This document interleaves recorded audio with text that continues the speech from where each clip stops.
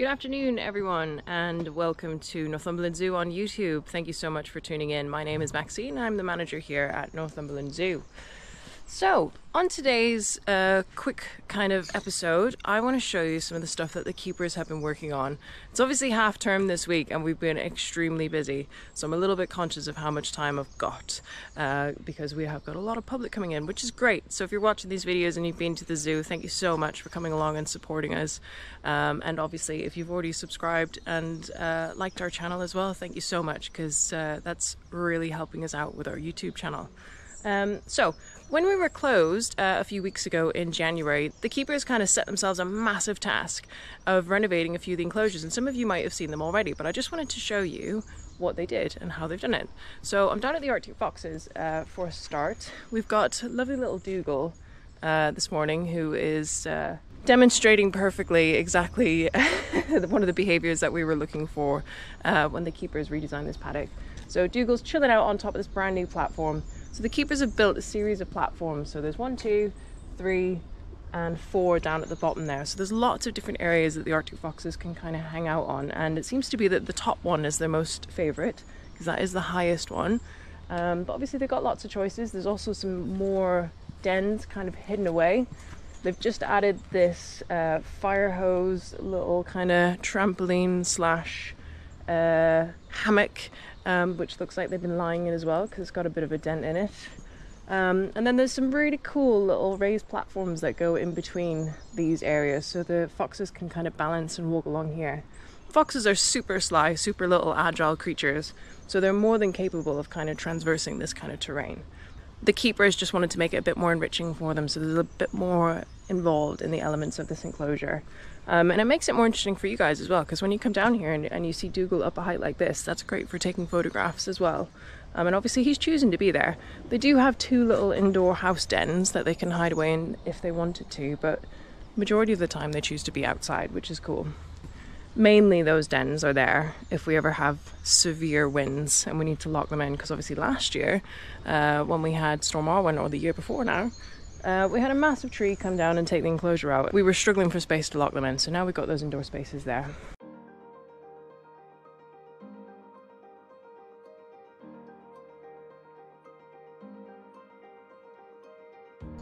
We think the enclosure looks great, but obviously next time you're down, be sure to have a look at the Arctic Foxes.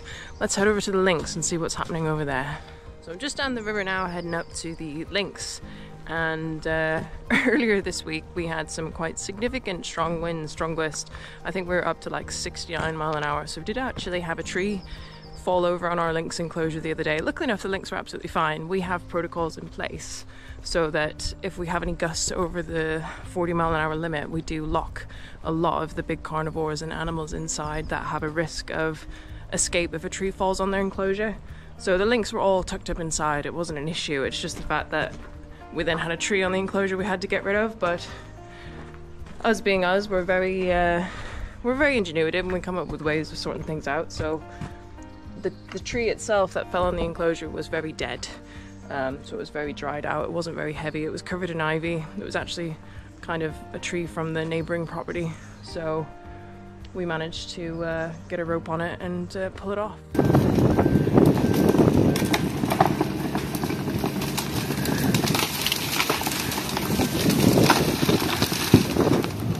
And then the enclosure was fixed and the boys were let back out again. So down at the Canadian Lynx, we've got one up this morning. The keeper has built some brand new platforms, which is amazing. It gives them loads of up space. They're surprisingly arboreal, these cats. They love being up. And you can see right now, right at the top of the tree there, we've got wee Jasper, who's actually sitting right on the little limb of the oak tree, which is pretty cool. So if you've ever been down to the Canadian Lynx enclosure and you've never been able to spot our cats, it's because they might be in that tree. They absolutely love being in that tree.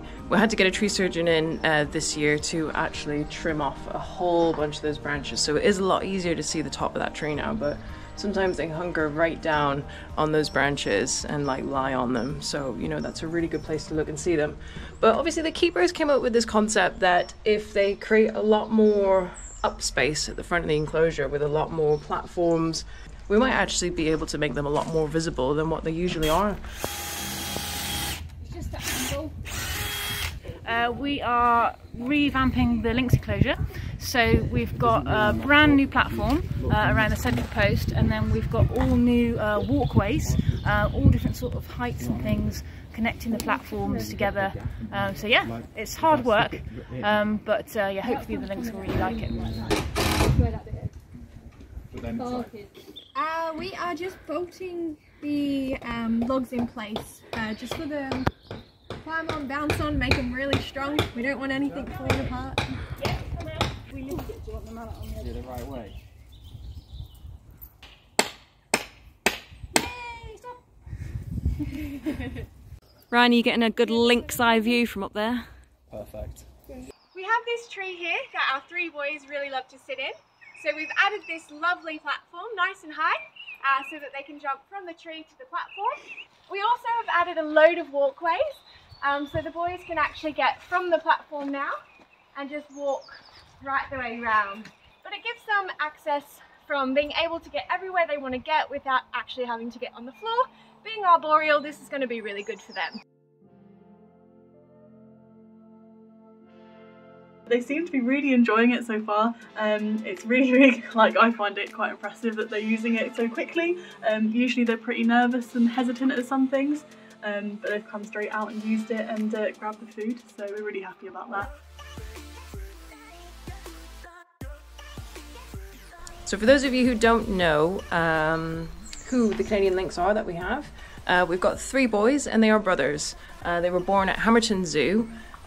We've got Jasper, and Jasper is very, very easily identifiable because he's got a wonky ear. So when you're looking at him, his right ear kind of hangs down a little bit on the right hand side. We have had him checked out quite a few times. The vets have come down and inspected his ears. I think he just has one really, really thin canal, so he sometimes gets like little bits of plants and stuff stuck in his ear, so we've had to clean it out a few times, but his ear always seems to be wonky regardless. So Jasper's very, very easy to identify. And then the other two that we've got are Ghost and Shadow.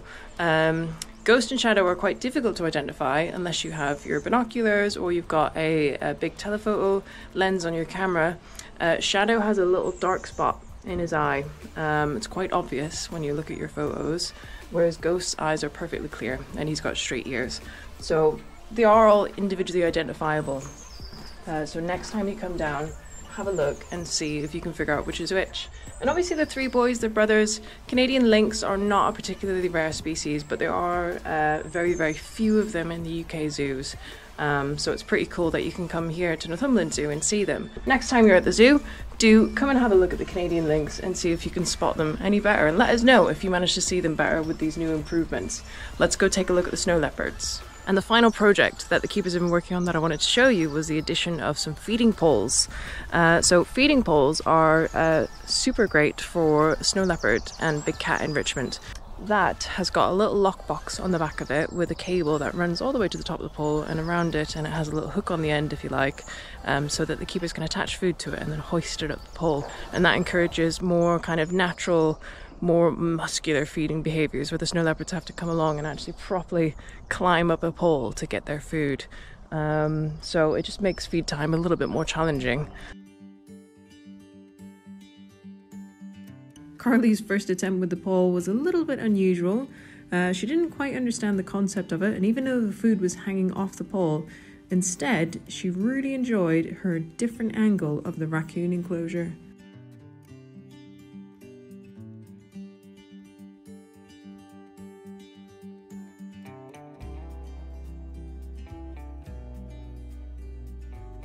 It only took a couple of days before the girls got their heads wrapped around how to use a feeding pole properly.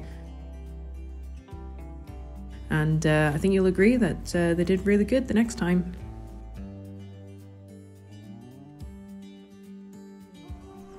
So that's just some of the projects that the keepers are working on that I wanted to show you guys. Obviously they were doing loads more, but those are kind of the main ones that you'll definitely be able to notice when you come down here. There's feeding poles in both of the platforms. They are a little bit behind the rocks, but our plan is to actually open up this little area in between the snowies and raccoons at some point and be able to get you down the side so you can get some better viewing of those poles. So watch this space. This week's historical photo of the week was actually sent in by one of our viewers, Katie Gray, of our 2 miniature donkeys, including George, which is a donkey that we still have. They are standing roughly where the Lemur Woods entrance is now. And as you look down the hill there, that's where the walkway is for the Lemur Woods walkthrough. And at the bottom there on the flat area, that's where the lemur house is. Cracking historical photo of the week. Thank you so much, Katie, for sending it in. And while I'm at the raccoons, we had an awesome toy donated by one of you guys from our wish list. So the raccoons really enjoyed playing with their new Kong, and if you would like to donate something for our animals or our amazing keepers here at the zoo, there's a link for our Gifthero wish list in the description, and we're going to set up an Amazon wish list too. So if you'd like to see something that you've bought for our animals featured on our YouTube videos, then have a little look through our list. Well, I hope you enjoyed today's short update.